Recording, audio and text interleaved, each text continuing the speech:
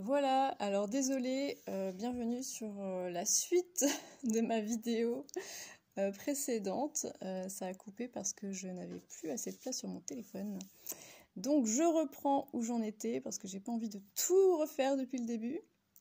Je disais, le pervers va vous provoquer par de la violence déguisée, par des mensonges, par omission, par des tas de choses qui, mises bout à bout, vont vous faire réagir à un moment donné, et en profitera, sautera sur l'occasion pour dire « Ah, mais là tu montres ton vrai visage, en fait, t'es pas du tout comme je le pensais, regarde-toi, t'es mauvaise, tu m'insultes, etc. » Donc, contre ça, vous ne pouvez pas faire grand-chose à part assumer, donc avoir la responsabilité de vos actes et de vos paroles, c'est-à-dire que le jour où ça explose, le jour où vous n'en pouvez plus et que vous vous mettez en colère, assumez cette colère en fait.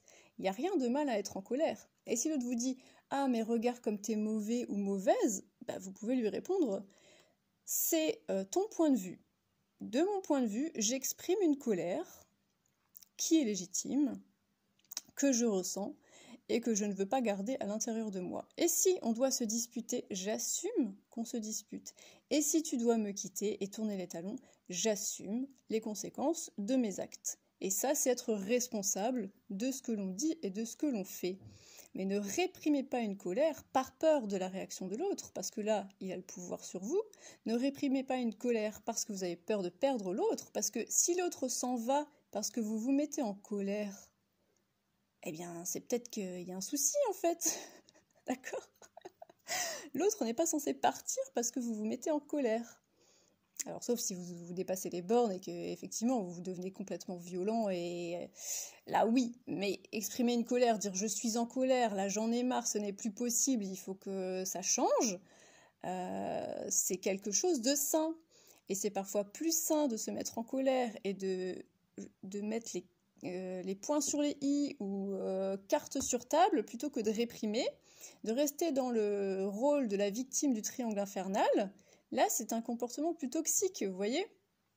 Donc, là aussi, ne tombez pas les pieds dans le plat dans ce genre de discours moralisateur et culpabilisant, en fait.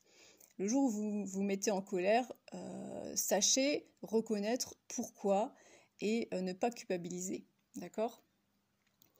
Il arrive aussi, donc une petite remarque, que dans la relation avec un pervers ou dans une relation toxique en général, on se pose la question à un moment donné de savoir si l'on n'est pas pervers soi-même. Soit que l'autre nous l'ait balancé à la figure, voilà, et que vraiment on se remette en question en se disant punaise, si ça se trouve, tout ça, ça vient de moi.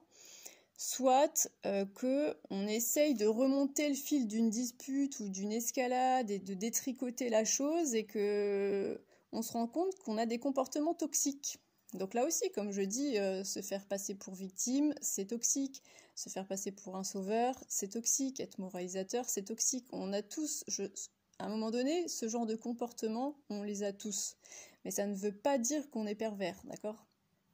La perversité, c'est vraiment un mode de fonctionnement qui est massif et qui est c'est tout le temps la même chose.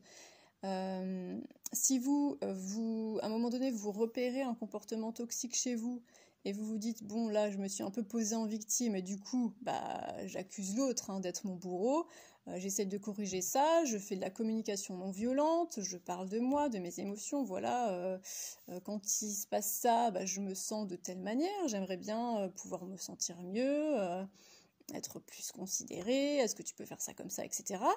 Là, on est dans quelque chose de sain, d'accord ? On parle de soi, de ses besoins, et c'est sain.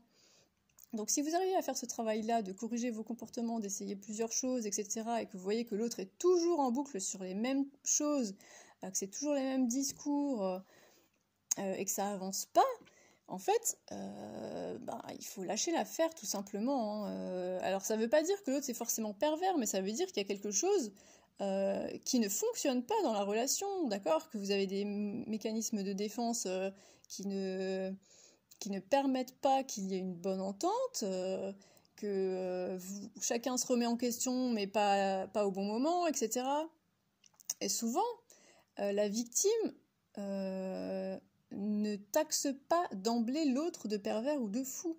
Ce que fait beaucoup plus facilement une personne perverse, à la moindre dispute, elle va vous dire que vous avez un souci et qu'il faut vous faire soigner, en fait. Or, se disputer, ce n'est pas malsain, ce n'est pas un signe de toxicité. Se disputer, ça veut dire que justement, on est deux personnes et qu'à un moment donné, les avis se confrontent et qu'on doit placer certaines limites où il faut qu'elles soient, et c'est sain de faire ça, d'accord ? Moi, ça me paraîtrait plus étrange que quelqu'un ne se dispute absolument jamais. Et souvent, quand il n'y a absolument pas de dispute, c'est que justement, il y en a un qui domine et l'autre qui se soumet. D'accord ? Quand on a deux personnes qui s'affirment, forcément, à un moment donné, ça clash. Et c'est normal. Et c'est normal d'essayer chacun de trouver un terrain d'entente, chacun de mettre de l'eau dans son vin, et que chacun fasse un travail sur son propre comportement et comment est-ce qu'il pourrait s'améliorer. C'est ça une relation saine. Et une personne qui a une incapacité à se disputer parce que ça le remet justement trop en question et qu'il a peur d'aller voir ce qui se passe chez lui, bah c'est un red flag. D'accord ? Une personne qui vous dit d'emblée « Non mais tu me contrôles, tu es dans le contrôle » quand vous posez votre limite, bah c'est un red flag aussi. Donc, ne vous inquiétez pas trop de savoir si vous êtes pervers ou pas, dans la mesure où si vous vous posez la question et que vous détricotez tout et qu'à un moment donné, effectivement, vous pensez « Bon, là, j'ai eu un comportement vraiment, c'était toxique, c'était malsain, je vais le corriger », sachez que quelqu'un de pervers ne fait pas ça. Et vous allez le voir, vous allez le constater, qu'il est incapable de s'excuser, de dire « Bon, là, j'ai fait une erreur, je m'en excuse, je ne le ferai plus, etc. » D'accord ? Donc, voilà.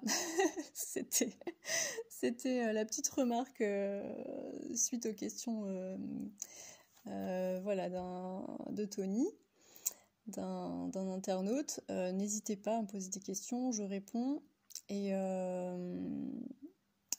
j'espère que c'est ma dernière vidéo sur la perversion.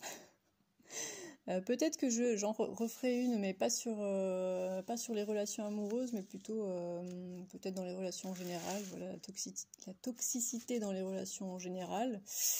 Dans le but d'améliorer, en fait, et d'apprendre à vivre ensemble, puisque mine de rien, personne nous apprend à avoir des relations saines. Donc vous avez de la chance si vous êtes dans une famille saine, où il y a de la communication, où on peut exprimer ses émotions, on est accueilli dans ses particularités, mais c'est pas le cas de tout le monde, et du coup ça crée des situations où des fois comment dire, c'est un peu mouvant et on ne sait pas trop comment se comporter, surtout en fonction des réactions, des mécanismes de défense en face. On peut être un peu perdu. Donc voilà, c'est peut-être le sujet d'une de mes prochaines vidéos, à voir comment je suis inspirée. Voilà, je vous souhaite une très bonne journée et je vous dis à bientôt.